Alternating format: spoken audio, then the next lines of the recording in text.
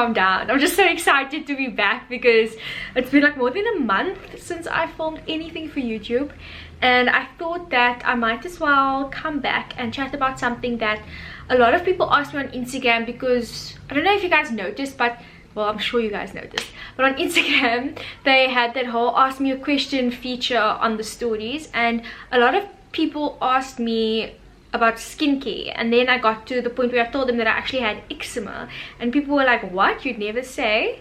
And yeah, you'd never say now, but I still do have eczema. It still flares up now and then, but I'm gonna tell you guys my whole eczema story. I'm gonna tell you guys the products that I use to help me. I'm gonna tell you guys the makeup products that I use, because yes, I did have eczema on my face. And basically I'm just gonna chat you through my eczema journey, because I was so self-conscious. I don't even have pictures of my eczema, which is so frustrating, because I was so self-conscious that I didn't want to take pictures of my hands or take pictures of my face when I had the flare up coming and going. But I think I have like one picture that I can zoom in maybe of my hands when I was like on Eid. I was like holding like something. It was very pink, very... So I've always struggled with eczema since I was a kid, since I was a baby actually. Then fast forward to primary school, I think most of the eczema just went to my joints, so by my arms over here in this groove, this one, behind my knees, by my neck, by my face, by my eyes especially. And yeah, it was really bad. I remember in primary school, I was wearing a dress and someone still asked me like, what's that behind your knee? But it was basically a patch of eczema that I scratched, and obviously eczema leaves a mark. Your skin looks kind of old-ish wherever you scratched. It looks red, it looks bruised, like it's not a pretty sight. And I was just like, guys, mind your business. But I thought that I was a very like, I just ignored them. But yeah guys, I just want to, for those of you who are watching and don't have eczema is something that really does affect your self-confidence, I guess. Well, it affected mine.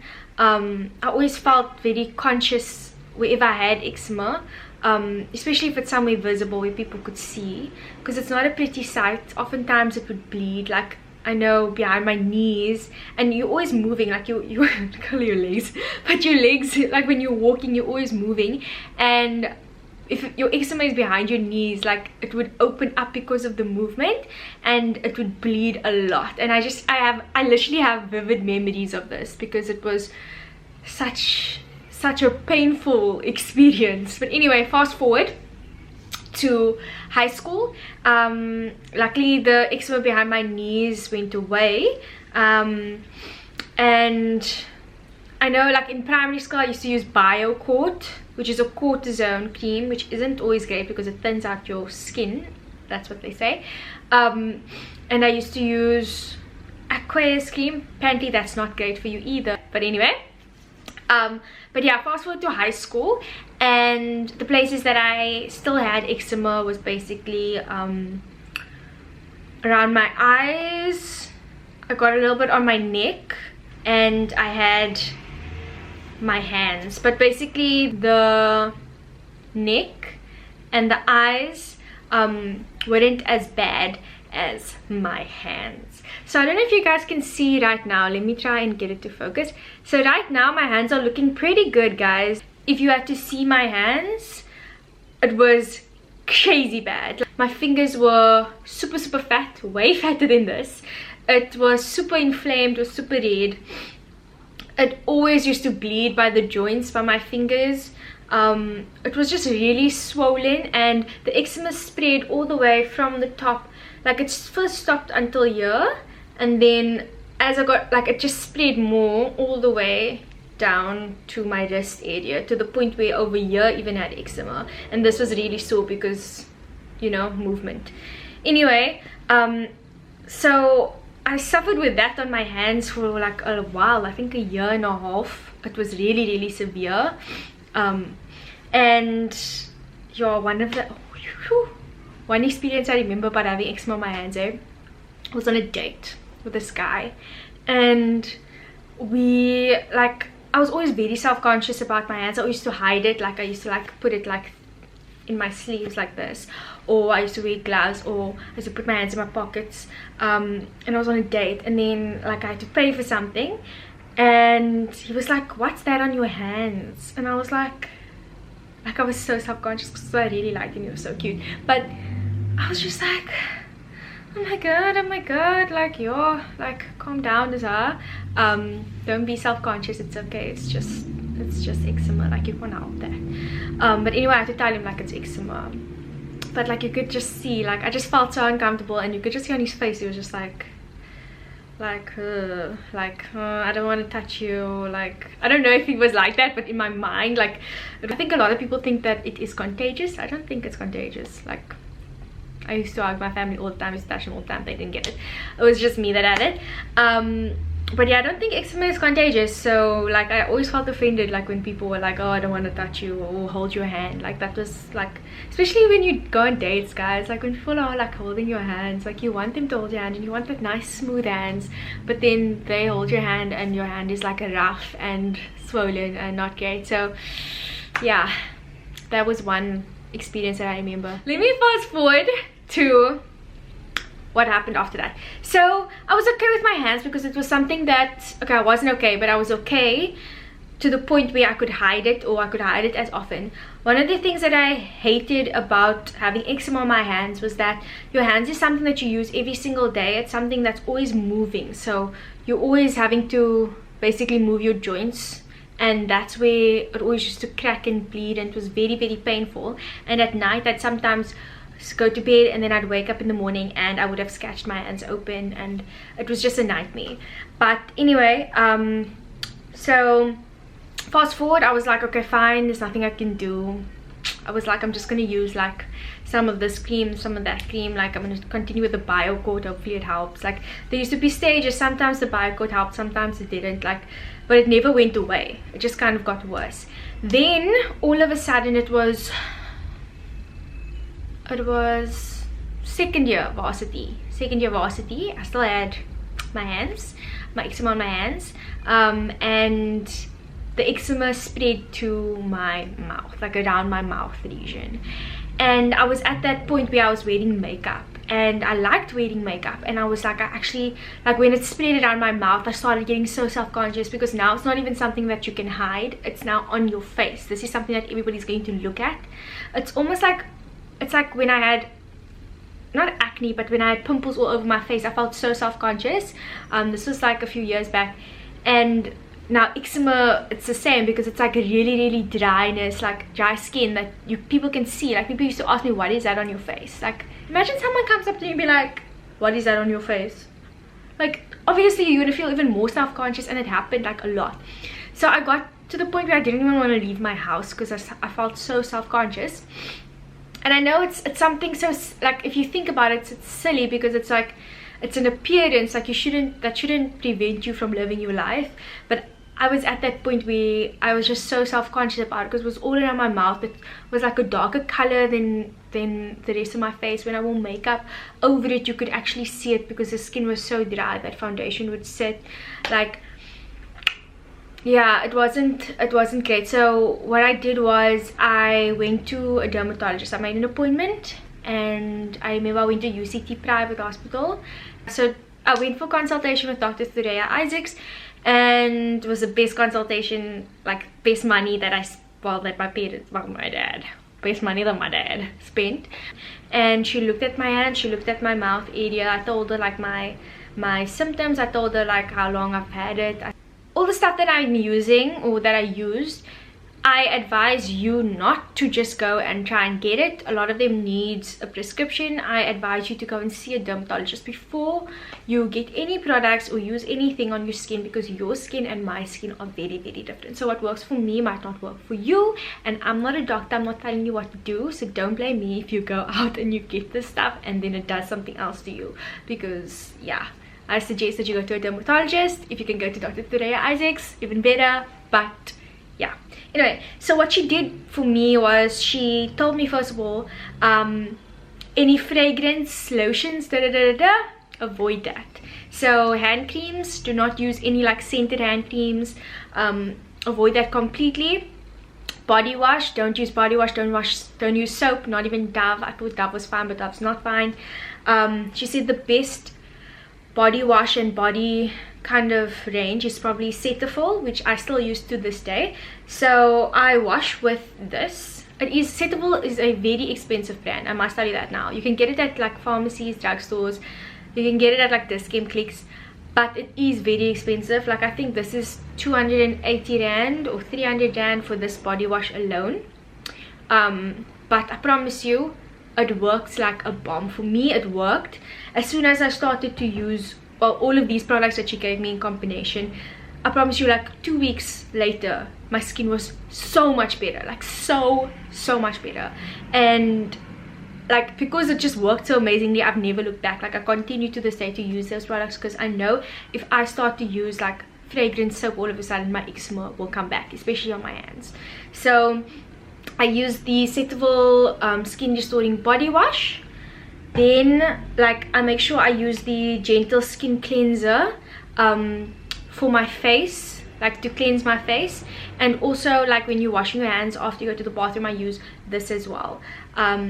So yeah, the Cetaphil range for bathroom is basically the best.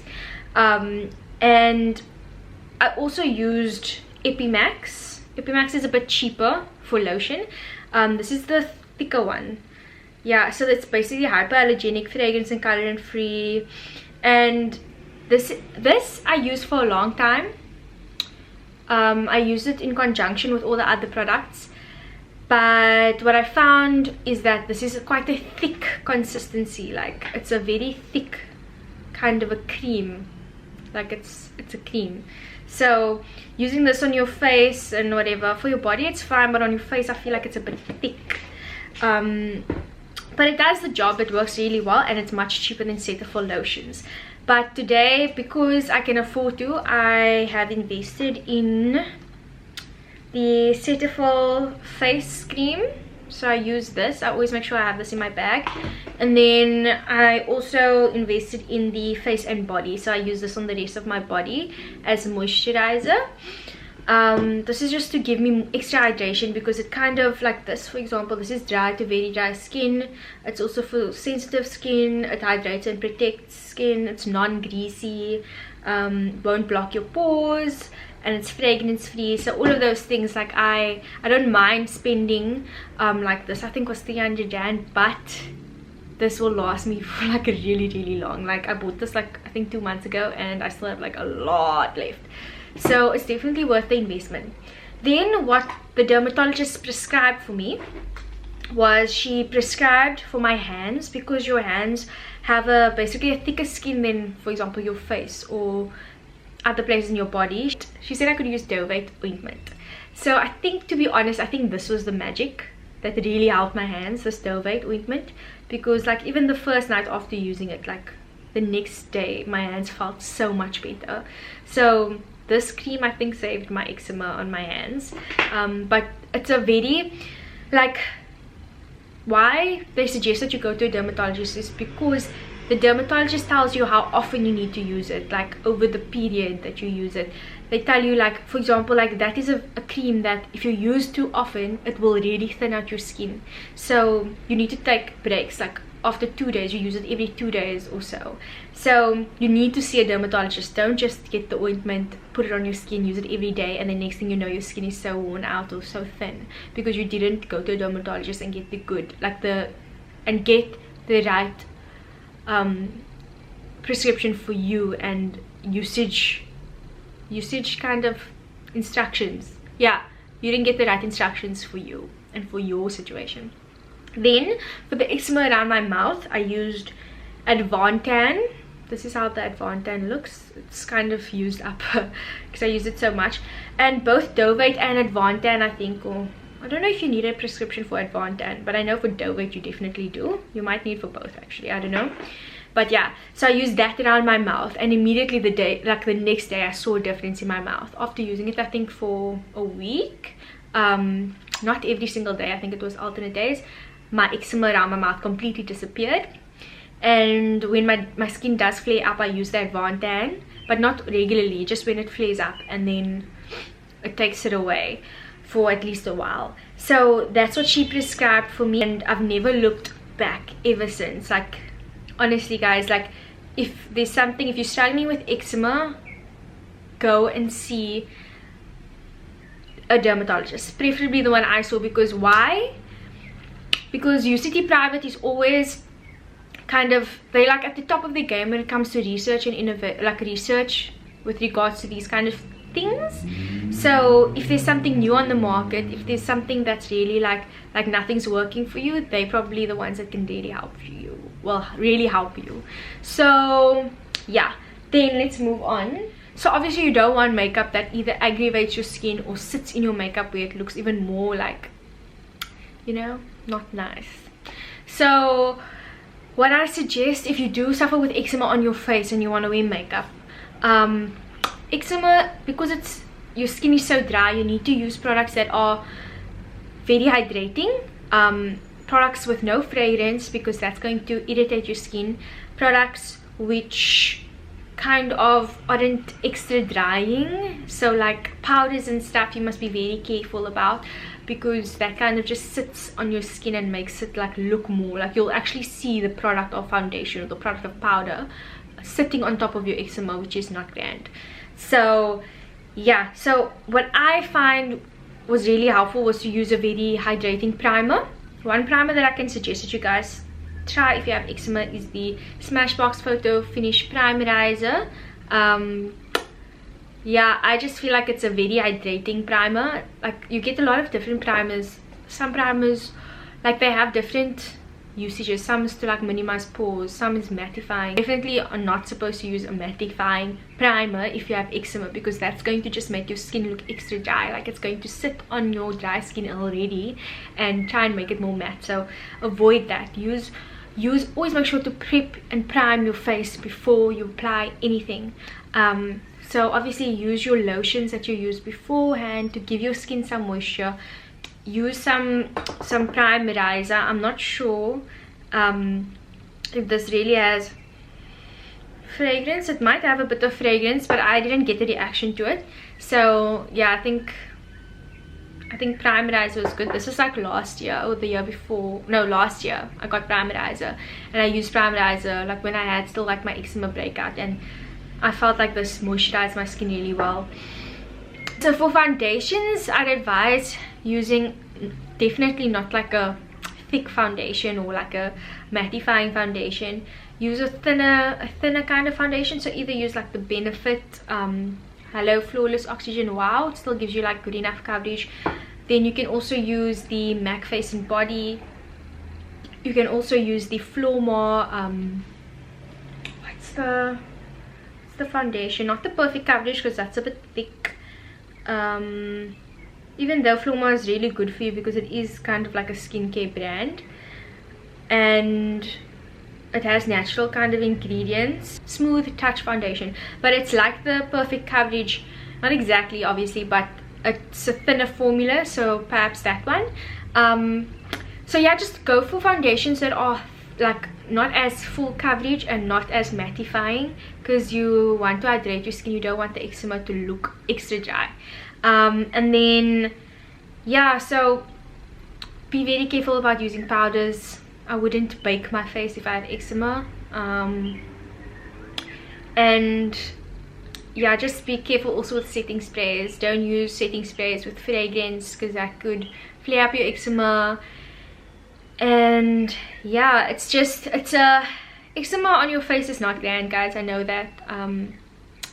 Like sometimes you just have to wait it out. Like especially if you have eczema on your eyes, like if that's flared up, like eyeshadow can look extra dry on there. So I know my friend Tara, she has eczema around her eyes, and I know she doesn't like to wear a lot of eyeshadow when she has eczema, which is very understandable.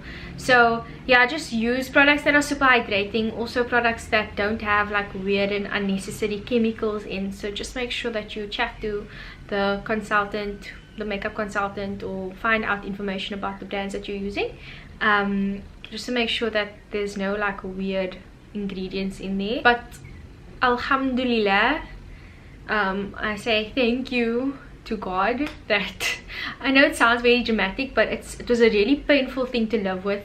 It was a very inconvenient thing to have. Eczema, it just wasn't great. So I am very thankful and grateful that my hands look like this right now. Like I can actually do this, because I couldn't do this before. Like I used to try and keep my hands like this, because whenever it would like crack, then I'd want it to heal again. So I couldn't really bend my fingers, which is like, you guys, you take for granted that you can bend your fingers. Oh my god. But like stuff like that, like yeah, eczema's not grand. But anyway, hopefully my journey can kind of help you. Some of the suggestions that I gave can maybe help you a little bit. If not, I'm sorry. But go see a dermatologist if you are suffering with eczema. I think it's hereditary, I don't know, but yeah, that's just my little journey. I hope that you guys enjoyed this video. If you did, please give it a thumbs up and subscribe to my channel below, and I will see you next time.